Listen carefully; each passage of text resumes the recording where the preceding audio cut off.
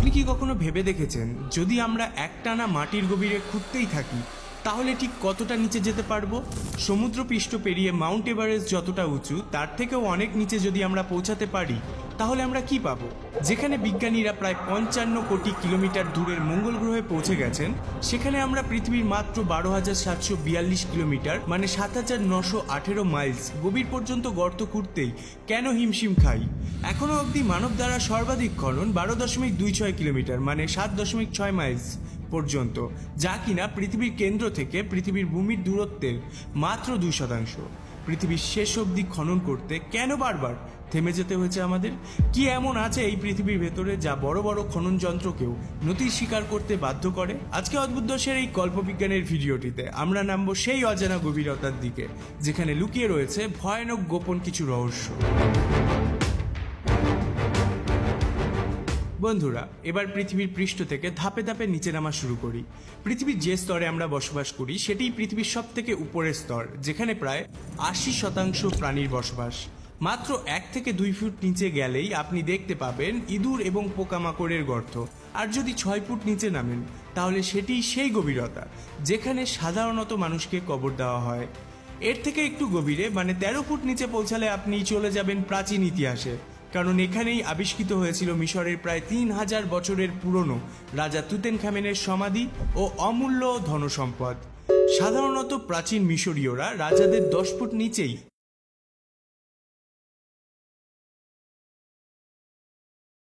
কবর দিতেন। 20 ফুট নিচ পর্যন্ত মেটাল ডিটেক্টর মাটির নিচে লুকিয়ে থাকা ধাতব জিনিস খুঁজে পেতে পারে।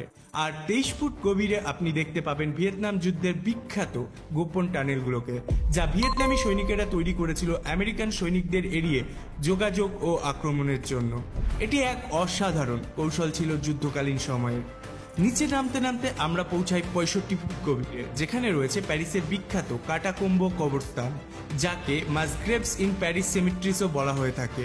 এর প্রতিটি কক্ষে 1500টি পর্যন্ত মৃতদেহ রাখার ব্যবস্থা রয়েছে, যেখানে আজ অবধি প্রায় 60 লক্ষ মানুষের কঙ্কাল বিশ্রাম নিচ্ছে। 1700 এবং 1800 শতকে এক ভয়ঙ্কর মহামারীর সময় প্যারিস শহরে কবরস্থানগুলি পূর্ণ হয়ে গেলে ফরাসি সরকার এই গোপন ভাণ্ডারে মৃতদেহগুলোকে দাফন করার সিদ্ধান্ত নেয়। তারপর থেকে আজ অবধি আনুমানিক এখানে 60 লক্ষ মানুষকে কবর দেওয়া হয়েছে। এরপর 180 ফিট নিচে গেলে আপনি দেখতে পাবেন এক অভিনব উদ্যোগ, চীনের আন্ডারগ্রাউন্ড আরবান ফার্ম, যেখানে কৃত্রিম আলো ব্যবহার করে মাটির নিচেই চাষাবাদ করা হয়। আরও গভীরে প্রায় 328 ফুট নিচে রাখা হয়েছে নিউক্লিয়ার ওয়েস্ট, যাতে এই নিউক্লিয়ার ওয়েস্টগুলো মানবজাতি ও প্রকৃতির ক্ষতি না করতে পারে। তার ঠিক নিচেই 346 ফুট গভীরে অবস্থিত পৃথিবীর সব থেকে গভীর মেট্রো স্টেশন, যা রয়েছে ইউক্রেনের কিভ শহরে। এরও গভীরে প্রত্যেকটি স্তরে যেন লুকিয়ে আছে ইতিহাস, রহস্য এবং মানুষের বুদ্ধিমত্তার অসাধারণ ছাপ। এবার আমরা নামবো আরও গভীরে, যেখানে মানুষের পা খুবই কম পৌঁছেছে। 400 ফুট নিচে আপনি দেখতে পাবেন পৃথিবীর সবচেয়ে নিচে বিস্তার করা গাছের শিকড়। এই শিকড়ের মালিক একটি আফ্রিকান গাছ যার নাম ফিকস। এই গাছটি এতটাই শক্তিশালী যে তার শিকড় ভূগর্ভের গভীর স্তর পর্যন্ত প্রবেশ করতে সক্ষম। এরপর 720 ফুট নিচে রয়েছে পৃথিবীর সবচেয়ে গভীর নদী কঙ্গো নদী। এই নদী আফ্রিকার বুক চিরে বয়ে চলেছে এবং এর গভীরতা বিজ্ঞানীদের আজও বিস্ময় করে। 950 ফিট গভীরে আপনি পাবেন পৃথিবীর সব থেকে নিচে থাকা ট্রেনের টানেল, সেকেন্ড টানেল, যা জাপানের 2টি শহরকে সংযুক্ত করেছে সমুদ্রের নিচ দিয়ে, যাকে ইঞ্জিনিয়ারিং এর এক বিস্ময় বলা চলে। এরপর 1000 ফুট বা তারও বেশি গভীরে তৈরি করা হয় নিউক্লিয়ার মিসাইল সাইলোস, যা এমনভাবে গঠন করা হয়েছে যা ভূমির উপর বিস্ফোরণ সত্ত্বেও নিরাপদে থাকবে। তবে যদি এই পারমাণবিক বোমাতে বিস্ফোরণ ঘটে তা এই গভীরতাতেও বিধ্বংসী হবে।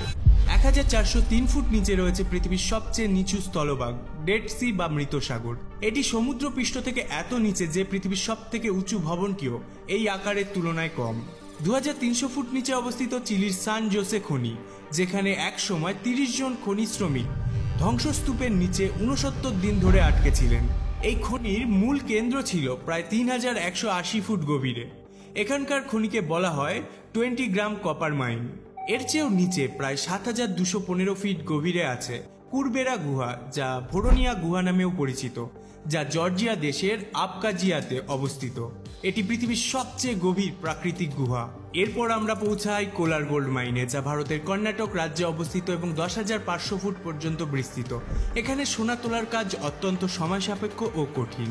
12,000 ফুট নিচে পাওয়া গেছে এক অদ্ভুত প্রাণী, এক ধরনের পোকা যাকে বলা হয় দেবী পোকা। এটি এক বিরল জীব যা পৃথিবীর এত গভীরেও টিকে থাকতে পারে। এরপর আমরা পৌঁছে যাই দক্ষিণ আমেরিকার মেম্পোনিং গোল্ড মাইনে, যা 13,123 ফুট গভীরে অবস্থিত। এটি পৃথিবীর সবথেকে গভীর খনি এবং এখান